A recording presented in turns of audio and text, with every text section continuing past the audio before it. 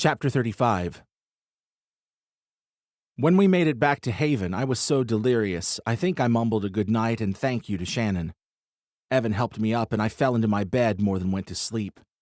Lucky for me, there were no more visions or dreams of Victor. When I finally did wake up, there was a line of drool connecting the corner of my mouth to the pillow. A stream of afternoon light entered the room through closed drapes. I stretched in bed, then grunted, feeling an aching soreness spread from my left pectoral around my whole body. I was almost afraid to look down at my chest as memories of the night before crashed through my mind like a tidal wave.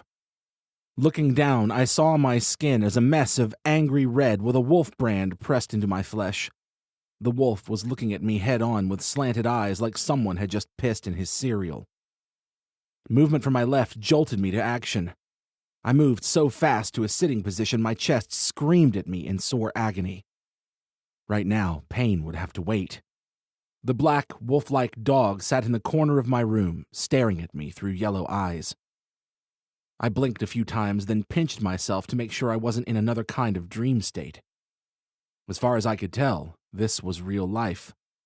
How Mrs. Grundy's hellhound had gotten into my room was another story.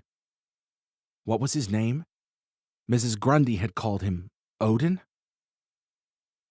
Odin? I asked, swallowing hard at the massive jaws and teeth staring back at me. Is that your name? Odin? The hellhound tilted its head to the side, just staring at me. I'm not really sure what the deal is with hellhounds, but thank you for saving me back there, I said. I mean, you had my back against the chimera and the coven. I don't know if you're even understanding me, but can I get you a treat or something as payment? At the word treat, the hellhound's ears perked up. Oh, there we go, I said with a smile. There's a word we can all get behind. Let me shower, and then we can find some treats together. Usually I looked forward to a shower. Not this time. I found a new definition of pain every time I moved my torso. I couldn't handle the water hitting my wound either. I stood with my back to the water and did my best to wash my chest with a cloth. When I got out of the shower, I settled for a pair of gym shorts and a loose-fitting shirt that didn't rub across my new brand. I checked my phone and found a myriad of text messages. One was from Evan telling me he had to be on set, but he'd be back later that night. The next was from Shannon, asking if I was awake yet.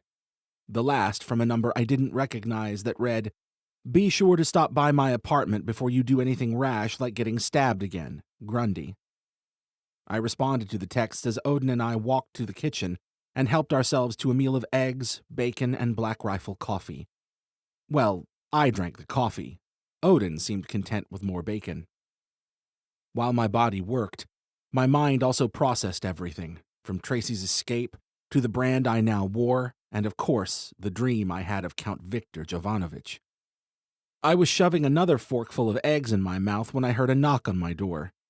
Normally I'd be suspicious, but after the supernatural events of the previous night, I was downright sure there was a minotaur on the other side about to kick in my door. "Open up, Stinky!" Shannon said through the door. "It's silly texting back and forth when I'm right below you." I let out a breath I didn't know I was holding before going over and letting Shannon through the door. She walked in with her arm in a sling. She wore black pants, athletic shoes, and a black tank top. A few scratches and bruises marked her face and arms, but she looked happy despite this. "Is that bacon I smell?" Shannon stopped in her tracks, looking at Odin. "Wow, you let the hellhound in here?" "I think he let himself in, or maybe Evan did," I answered. "I'm not really sure. I need to find a book on hellhounds. Heck, the supernatural realm in general. Too much is going on for me to be able to process it all. I need to take notes." "Seriously," Shannon said, heading over to grab a piece of bacon off my plate. "So, you ready to head over to Grundy's? Up to it? How are you healing?" "It feels like a gorilla used my chest as a trampoline," I grimaced as I tried to stretch. "But at least I'm not poisoned anymore. Hey, I need to tell you something." I told Shannon about my dream in the back of Evan's car while I was unconscious. She munched on the bacon like popcorn as I related my story. Her eyes got bigger and bigger until, at the very end, I thought they were going to pop out of her head. "Holy meatballs! Why didn't you say any of this last night?" Shannon asked incredulously. "I mean, to the Muffin Man, Mrs. Grundy, me, Evan, even the soap agents."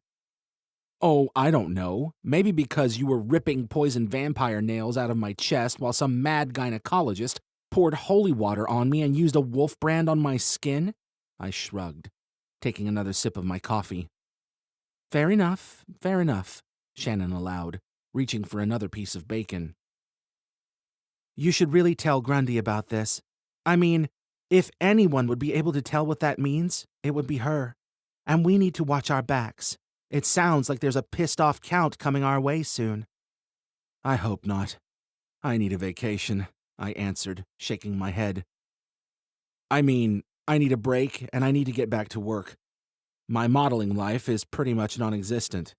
Evan said my old agent was a vampire as well. Once he gets wind of all this, I don't think he's going to send me on any other casting calls. That leaves me with Tacos Culos Locos and Lifter." "Easy there. We'll figure all of this out," Shannon reassured me. "Also, you need more bacon. Bacon makes everything better. Am I right, Odin?" Shannon crouched and let the hellhound sniff her fingers. Odin wasn't exactly the bound forward with licks and tail wags type. Physical contact seemed to make the hellhound uncomfortable. As soon as Shannon's hands reached for his ears, he backed away a safe distance. "What's wrong with him?" Shannon asked, confused. "Dogs usually love me." "Well, he's a hellhound, not a dog," I reasoned. "Beats me. He's not really mine. He just comes and goes as he pleases."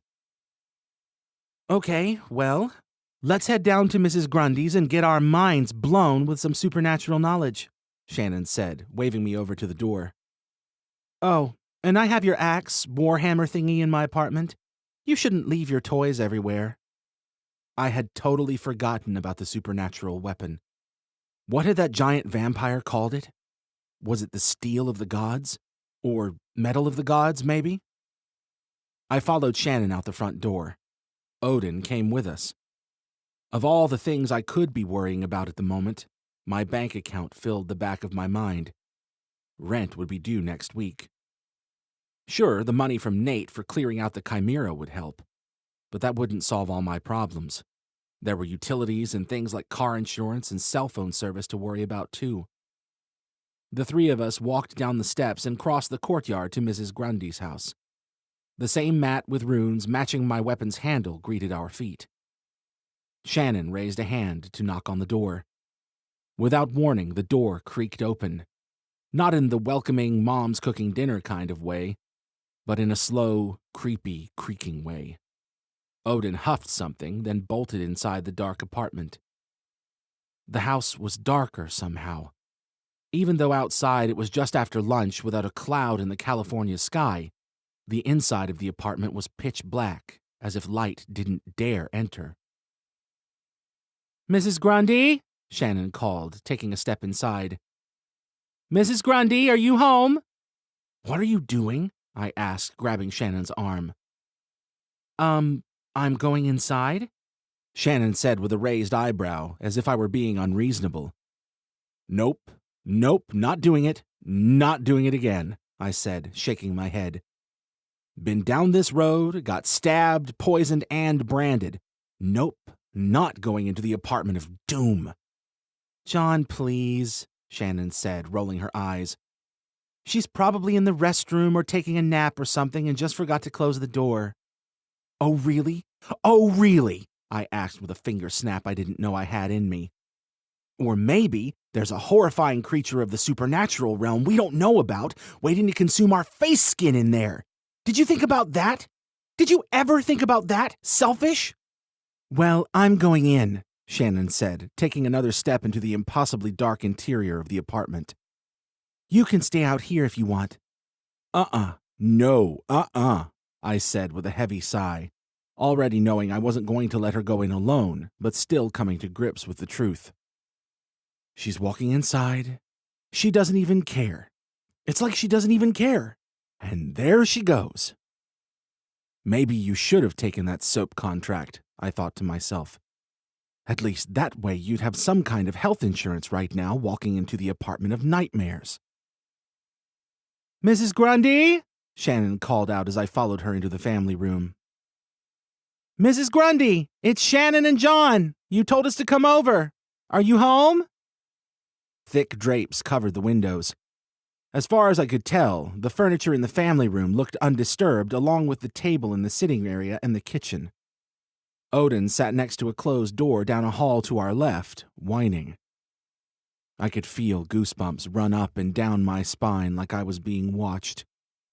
I wished we had stopped by Shannon's apartment to get the warhammer. I looked for something, anything to use as a weapon. I grabbed for the first thing I saw, a whisk on the counter. Really? Shannon asked. Hey, I'm in here because of you. We're about to face down a demon of the... Oh, the seven hells! Mrs. Grundy yelled as the door Odin sat in front of swung open in a rush.